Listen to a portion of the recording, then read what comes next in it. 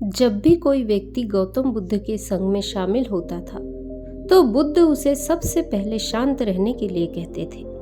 ध्यान की अवस्था में जाने से पहले उस भिक्षु को शांत रहना सिखाया जाता था। आज की कहानी से हम जानेंगे कि किन मौकों पर हमें शांत रहना चाहिए और किन मौकों पर हमें बोलना चाहिए। तो चलिए आज की कहानी शुरू करते हैं। संध्या काल का समय था। गुरु अपने सभी शिष्यों को बुलाते हैं और कहते हैं, कल सुबह सब लोग नदी में स्नान करने के बाद तुरंत हमारी कुटिया के सामने उपस्थित हो जाना। सभी इसी बात से हैरान रह जाते हैं कि हम लोगों ने कुछ गलती की है क्या, या हो सकता है कि गुरु जी कल सुबह अच्छी बातें बताने वाले हैं। सब लोग रात को सही समय पर सो जाते हैं और सुबह उठकर सभी लोग नदी में स्नान करने के बाद वापस गुरुजी के सामने उपस्थित हो जाते हैं। बौद्ध भिक्षु कहते हैं, आज मैं तुम सबको चुप रहने के फायदे के बारे में बताऊंगा। वह कहते हैं, ऐसे 10 मौके जहां पर हमें चुप रहने से लाभ होता है और बोलने से नुकसान। अगर आप इन 10 मौकों पर शांत हो गए यानी मौन हो गए तो आप जो चाहेंगे वही मिल जाएगा। आपकी जिंदगी में चमत्कारिक बदलाव शुरू हो जाएंगे। जरूरत से ज्यादा बोलना या चुप रहना दोनों ही अच्छी बात नहीं है। जैसे जरूरत से ज्यादा बारिश हो जाना या फिर धूप दोनों ही दिक्कत देती है, उसी तरह अनावश्यक बोलने से भी काफी नुकसान होता है। बौद्ध भिक्षु कहते हैं, पहला ऐसा मौका जहां पर व्यक्ति को चुप रहना चाहिए, बिना तथ्य के ना बोले। उन्होंने कहा, अगर आपके पास कोई तथ्य नहीं है तो वहां चुप रहने में ही भलाई है। चुप बैठने से दिमाग में नई कोशिकाओं का निर्माण होता है और इससे ज्ञान की वृद्धि होती है। बोलने में भलाई वही है जहां आपको किसी चीज के बारे में पूरा ज्ञान हो। अगर आप बिना तथ्य के कहीं बोलते हैं या फिर बेवजह बोलते हैं तो आपका वहां मजाक भी बन सकता है। अगर आपके पास पर्याप्त जानकारी नहीं है, ऐसी जगह पर बोलने से आपका मजाक तो बनेगा ही, साथ ही लोगों का भरोसा भी आपसे उठने लगेगा। इसीलिए ऐसी जगह पर शांत रहो जहां तुम्हें पता ना हो कि क्या बोलना है क्या नहीं। कई बार कुछ लोग ऐसे होते हैं जो हर जगह अपनी उपस्थिति बताने लगते हैं। उन्हें पता नहीं होता कि हमें क्या बोलना है, लेकिन फिर भी बोलते जाते हैं और फिर बाद में दूसरे लोग उनके जाने के बाद उनका मजाक बनाते हैं। इसीलिए जब तक आपको उस तथ्य के बारे में अच्छा ज्ञान नहीं है, तब तक उसके बारे में वहां चुप रहना ही ज्यादा समझदारी है। बौद्ध भिक्षु ने आगे कहा, दूसरा ऐसा मौका जहां पर व्यक्ति को चुप रहना चाहिए, आपके शब्दों से किसी को भी ठेस ना पहुंचे। अगर आपके शब्द किसी को मानसिक ठेस पहुंचा रहे हैं तो वहां चुप हो जाना चाहिए। कमजोर व्यक्ति के बारे में कुछ भी बोलकर आप महान नहीं बन सकते हैं। महान आप किसी कमजोर का साथ देने में बनेंगे। कई बार होता है कुछ लोग अपने से छोटे व्यक्ति को भला बुरा कहते रहते हैं। सामने वाला व्यक्ति तो पद में आपसे छोटा है, वह आपको कुछ नहीं बोलेगा, लेकिन आप उसकी नजरों में गिरते चले जाएंगे। हो सकता है कि कल वह भी आपसे पद में बड़ा हो जाए। तो आज जो आपका रवैया उसके साथ है, हो सकता है आने वाले समय में वह भी आपके साथ वही करेगा।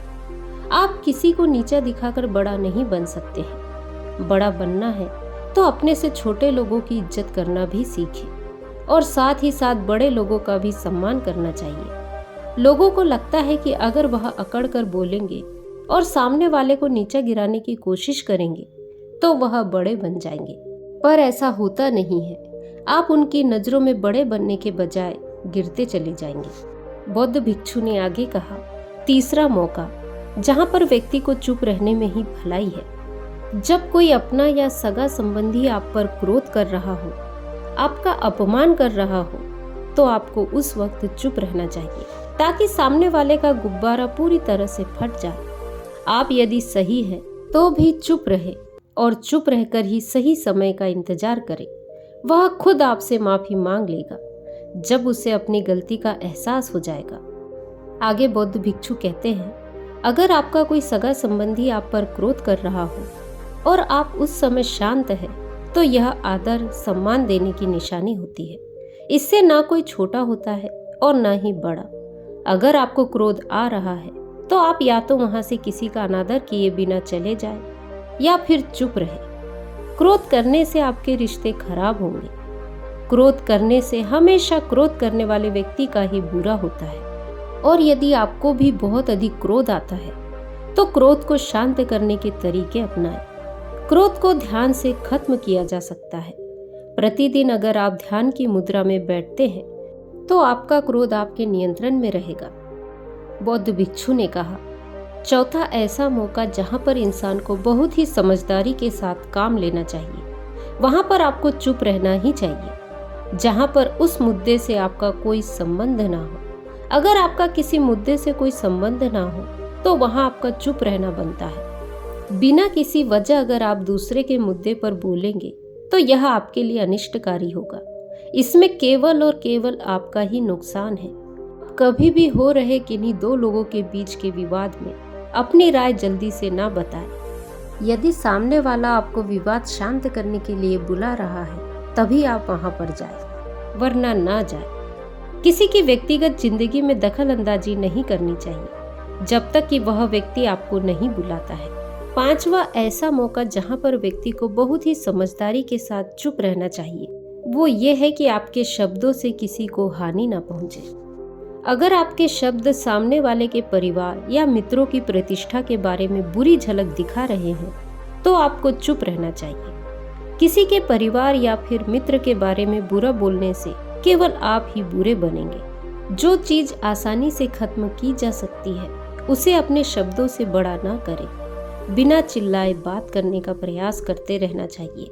अगर आप बिना चिल्लाए कोई बात नहीं कह सकते तो आपका चुप रहने में ही भलाई है। किसी पर चिल्लाने से आपके व्यवहार के बारे में पता चलता है। ज्यादा बोलने से चीजें हमेशा खराब ही होती है। कई बार कुछ रिश्ते ज्यादा तेज बोलने की वजह से टूट जाते हैं। इसीलिए अपनी आवाज में मीठापन लाए। मजाक को भी हमेशा शब्दों के मायने में ही रखकर बोले। जहां किसी को शब्दों से चोट लगे वहां चुप हो जाए। ज्यादा बोलने से हमेशा नुकसान ही होता है। किसी और की प्रतिष्ठा को अपने शब्दों के माध्यम से उसे हानि ना पहुंचाए। यदि आपके शब्दों से किसी और की प्रतिष्ठा को ठेस पहुंच रही है तो वहां आपको चुप हो जाना चाहिए। जब कोई व्यक्ति आपके सामने नहीं है तो आप उस व्यक्ति के बारे में बुरे शब्द किसी तीसरे व्यक्ति के सामने ना बोलें। आगे बौद्ध भिक्षु कहते हैं, छठा मौका जहां पर व्यक्ति को चुप रहना चाहिए कि जब कोई व्यक्ति आपके सामने किसी तीसरे व्यक्ति की बुराई कर रहा हो तब तुम्हें चुप रहकर बस सुनना चाहिए। अपनी राय व्यक्त नहीं करना चाहिए, क्योंकि जो आज आपके सामने किसी तीसरे की बुराई कर रहा है वह कल किसी और के सामने आपकी बुराई भी कर सकता है। बिना जरूरत के किसी के बारे में किसी के बीच में बोलना एक गलत बात है। कभी कभी हमारे लिए बुद्धिमानी इसी में होती है कि हमें अपना मुंह ऐसी जगह पर खोलना ही नहीं चाहिए। बौद्ध भिक्षु कहते हैं, 10 मौकों में 7वां ऐसा मौका जहां पर व्यक्ति को चुप रहना चाहिए। यदि आपको लग रहा है कि कोई व्यक्ति आपकी भावना, दुख या परेशानी को शब्दों में नहीं समझ रहा है, यदि आपको लग रहा है कि सामने वाला व्यक्ति आपकी भावना या दुख को या आपकी जो परेशानी है उसको वह नहीं समझ पा रहा है या समझने का प्रयास ही नहीं कर रहा है या वह आपको ध्यान से सुन ही नहीं पा रहा है, तो ऐसे व्यक्ति के सामने आप चुप ही रहें, क्योंकि ऐसे लोगों को आपकी भावना या दुख से कोई मतलब नहीं होता। ऐसे लोगों को अपना राज बताकर आप पछताएंगे ही। इसीलिए हर किसी को अपने मन की बात नहीं बतानी चाहिए। अगर आपको लग रहा है कि सामने वाला आपकी बात को नहीं समझ पा रहा है, आपकी भावनाओं को नहीं समझ पा रहा है, तो वहां पर आपको नहीं बोलना चाहिए। आप वहीं पर बोले जहां पर लोग आपकी भावनाओं को ठीक तरीके से समझें। आगे बौद्ध भिक्षु कहते हैं, 8वां मौका जहां पर आपको चुप रहना चाहिए कि यदि कोई इंसान अपने दुख या परेशानी को आपको बता रहा है तो इसका मतलब यह है कि वह आपको अपना समझ रहा है। ऐसे में तुरंत ही उसे समाधान बताने की बजाय चुप रहकर उसके दुख या समस्या को सुने। उसके दुख या समस्या को किसी और को ना बताएं। वह इसलिए नहीं बता रहा है कि उसकी समस्याओं का समाधान आप कर देंगे, बल्कि वह इसलिए भी बता रहा है कि सामने वाला उसकी बात को समझ रहा है। कई बार बताने से दुख कम हो जाते हैं। वह आपको अपना दुख इसलिए बता रहा होगा कि उसे लग रहा है कि आप उनकी बात को समझ रहे हैं। दुख बांटने से कम हो जाते हैं। इसलिए जब कोई व्यक्ति अपना दुख आपसे व्यक्त करे तो आप चुप रहकर उसकी बात को बहुत ही ध्यान से सुने, ताकि उसका दुख कम हो जाए, उसके मन का बोझ हल्का हो जाए, क्योंकि उसके मन में जो भी बातें थी वह आपको सब वो बता देगा। उसके बाद आप उसे समाधान बता सकते हैं। बौद्ध भिक्षु ने आगे कहा, 9वीं ऐसी जगह जहाँ पर आपको चुप रहना चाहिए कि जहाँ पर दुष्ट प्रकृति के लोग रह रहे हैं और गाली गलौज कर रहे हैं, तो आप वहाँ पर मत जाइए। ऐसी जगहों से आप चुपचाप निकल जाइए, अर्थात अपनी प्रतिक्रिया दिए बिना आप वहाँ से चले जाएं। ऐसे लोगों को आप ऐसे समय में नहीं समझा सकते हैं। जब उनका दिमाग शांत हो जाए तभी आपकी बात वो सुनेंगे। इसीलिए जहाँ पर दुष्ट प्रकृति के लोग आपकी बातों को ना मानते हो, ना सुनते हो, ऐसी जगह पर आपका चुप रहना ही बेहतर है। आगे बौद्ध भिक्षु कहते हैं, 10वां मौका जहाँ चुप रहना चाहिए। अपनी सफलता का राज हर किसी को ना बताए। कई बार होता है कि कुछ लोग जो सफलता को बहुत ही जल्दी अर्जित कर लेते हैं, वे हर जगह अपनी सफलता का ढिंढोरा पीटने लगते हैं। ऐसे में यह होता है कि कई लोग अपनी सफलता से खुश नहीं होते। अगर आप अपनी सफलता का जबरदस्ती लोगों में ढिंढोरा पिटवा रहे हैं तो लोगों की नकारात्मक ऊर्जा आपको प्रभावित कर सकती है।